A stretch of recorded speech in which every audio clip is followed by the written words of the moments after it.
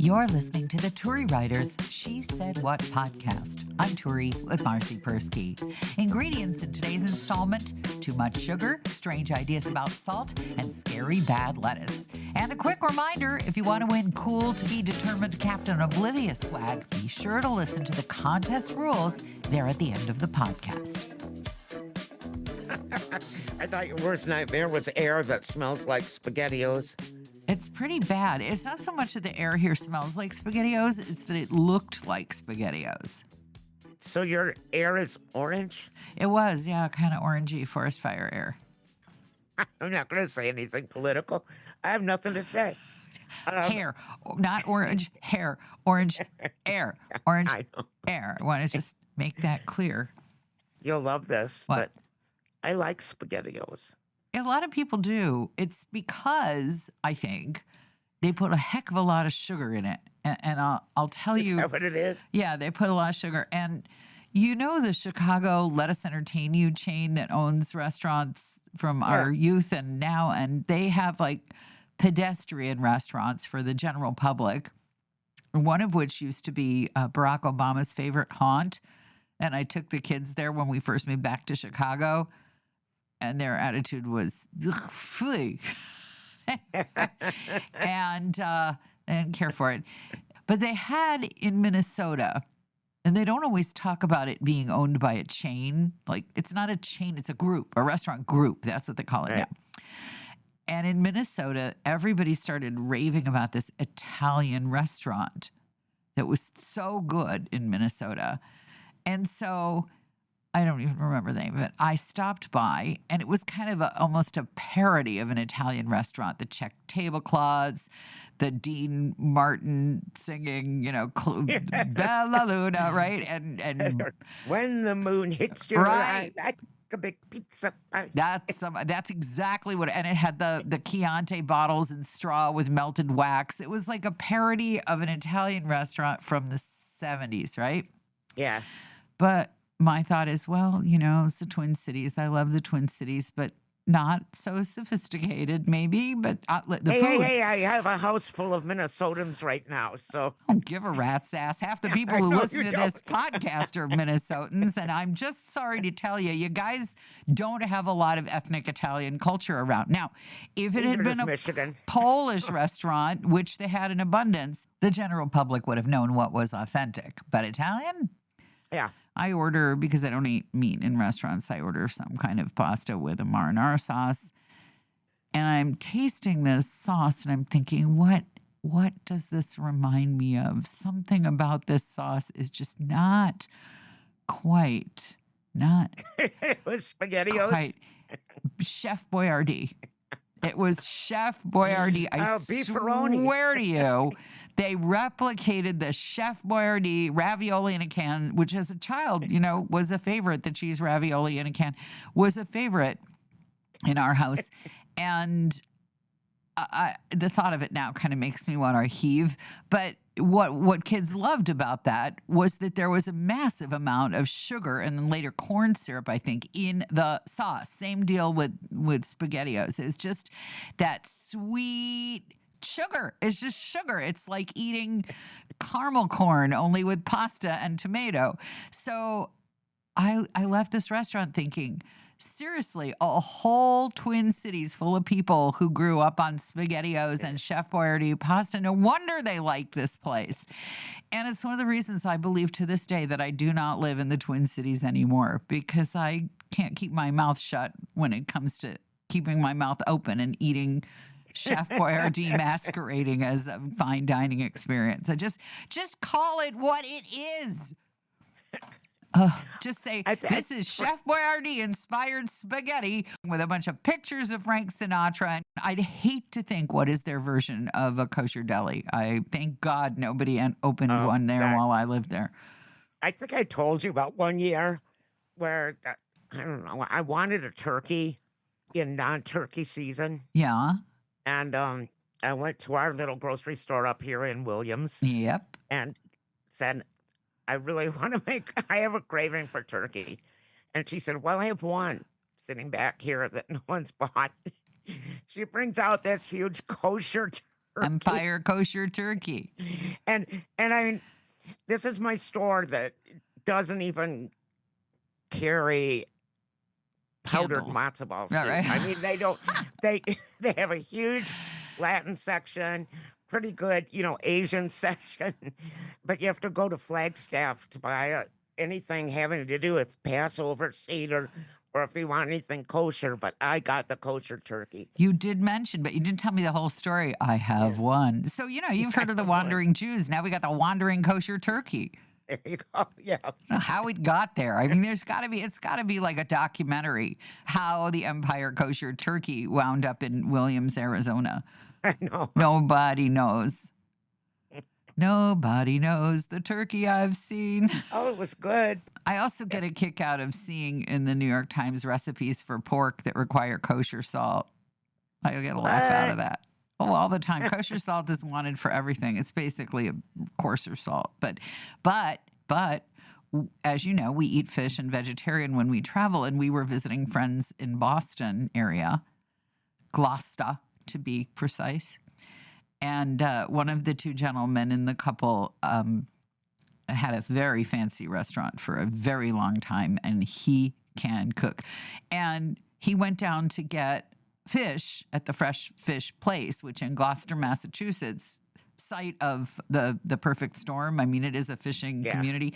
You can get some pretty fresh fish, but he wanted to make sure it wasn't near any shellfish. So he explained to the person at the fish counter that it needed to be kept separate from the shellfish because he was making it for someone who kept kosher. And this woman turned to him and said, "I know how to make things kosher."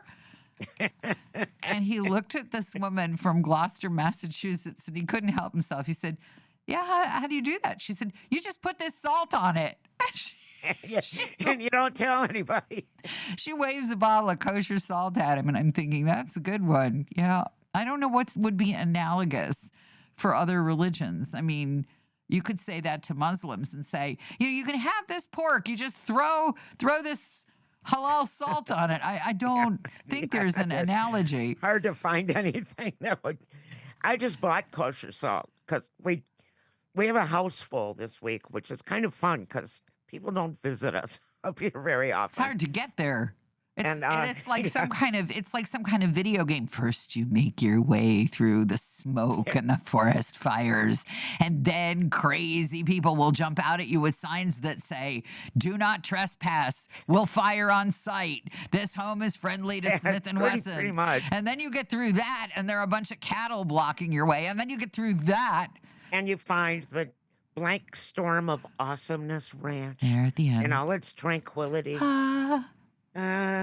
So I actually made out menus last week. No. And then I did. I made out a menu for every day. And then I went to Sam's Club because there's no Costco out here Right. and bought everything so that I have now a refrigerator matching all the ingredients that I need for all week. I was just so organized and I bought kosher salt because every single recipe and even the Mexican ones, Yeah, they're obsessed. making fajitas. They're is obsessed fajitas with says kosher salt. I was shocked and amazed Yes. when my sister told me that she's a professional violinist down in Florida, and she would play the high holiday services at Cuban temples. Yeah, I'm not surprised. So I'm always like, wow, they're everywhere. Well, you Or know the we're joke. everywhere. Where there's oxygen. Speaking of oxygen, Yes. we went to the IMAX Yeah, Friday night. I was just telling the spousal unit that you had accidentally bought IMAX tickets and then discovered there would be blood. How did that go?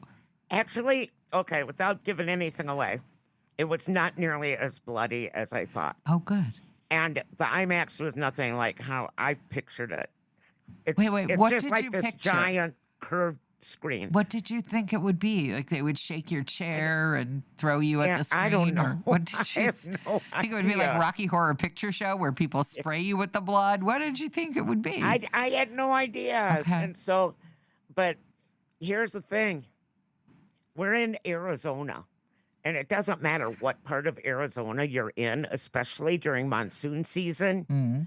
It is hot and it is humid, and there was no freaking air conditioning No in there. way. No way. Way, way. And we were sitting in the top row and Because of the blood fear, I know. just dripping, just dripping with sweat. Oh. And I'm like, how do they have a theater up here?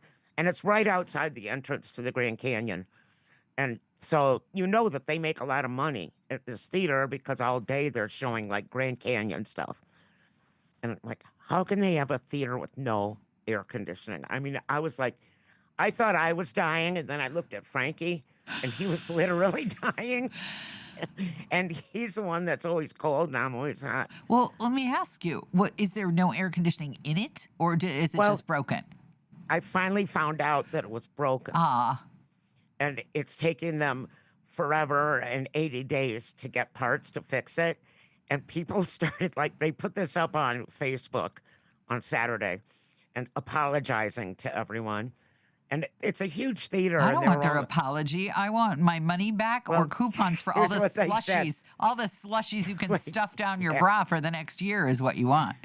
Well, it's this huge theater, and it was like maybe a quarter full. I mean, there weren't that many people there Uh-huh. because not that many people live up here. But they put on Facebook an apology saying that, well, our air conditioner broke and we can't get parts and blah, blah, blah, blah, blah. And then people started volunteering to like contribute money to the IMAX so they could get new air conditioning.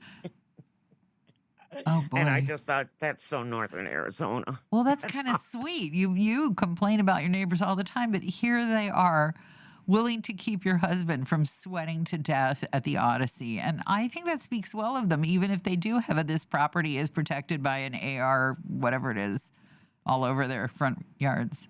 I do like the Odyssey. By the way, I did Good. like it. All right. I haven't decided if I want to go, but I will You tell do. you this. If there's a line around the block, thank you, I'll wait. Yeah, there was no line around the block. And we actually ate at this little, you're going to love this. We ate at this little kind of diner place Okay. that was halfway between our house and the IMAX and the Grand Canyon. And we were the only people there. Did it have air conditioning? Dinner time. Yes. And it was really good, but we were the only ones there. Aw. So Frankie like gave this poor waitress like a triple tip Aw. because she wasn't making any money. We all know how that is. But it was right across the street from Bedrock, where the Flintstones camping ground is, Oh, and the Rapture, whatever, Raven What? Rapture or whatever. what? Raptor. Um, A raptor. Raptor. You got to be careful about that. That's It's true. one thing to be carried away by the forces of divinity. It's another thing That's to be true. picked up by talons of vultures. They're Ravens. two different Raptors. things. Raptors. Raptors. The big Raptor house is right across the street. I've been watching this wonderful woman in Oklahoma who has videos of her Wild Heart Sanctuary. I think I've mentioned her to you. Yeah. Yeah, because she's great. She'll praise the poop of a coyote. It's great. I mean, where else can you open up your phone and see? When I see poop like this from a coyote with parvo, I'm like, good job. And I'm thinking, there's a life. There's a life. Praising coyote poop. You got to have love. I've had dogs with parvo before. It either ends well, kind of, or it doesn't end well at all. Yeah. Puppies that you nurse through parvo tend to have mental issues. Well, maybe that's what happened to that nut bucket dog of yours. Well, on that cheerful, happy note, Yeah. are you in monsoon then? You've gotten some rain. Yes. It's good. So the Yes, every fires day. have died down. Big rains every day. That's good And there's because just green stuff growing everywhere. good because this is not a political show. But I was going to say that if you guys couldn't control your forest fire smoke, I was going to have to put a tariff on your AR-15. Yeah. Oh, yeah. Speaking of, this isn't political. No. This is a public interest statement that I'm going to. So, you know, the diarrhea lettuce that they traced to Taco Bell and Yes, I know it. Yes. a Mexican farm? Yes, I've Well, heard. Today they said, oh, we made a mistake. And so they blamed this whole farm and they did the testing wrong. Oh, man. That's Yeah. even worse than having to apologize for an IMAX with no air conditioning. Well, that's what happens when you replace scientists with a road crew, I guess. Well, Nobody knows how to test the lettuce. not that this is a political show, but it would be No, but would be nice if we had a government agency that could actually oh, wait, we used to have one of those. diarrhea lettuce makes me laugh every time I say it. All right, well, I'm glad you got to say it at least twice. This is usually the part where we thank you and I suggest you buy my book, She Said What? A Life on the Air. But we have decided that at least one of you deserves some sort of prize for listening. I have no idea exactly what it will be, but it will feature the words Captain Oblivious on it. And all you have to do to win is send an email to turi@shebopsproductions.com with a short description of whatever your partner or friend or boss or somebody who ought to be paying attention failed to notice, and your mailing address. Marcy and I will pick out the best one, and that will be the winner. You have until August 31st, 2026 to enter, and you have to live in the USA because I don't send things over borders. Good luck.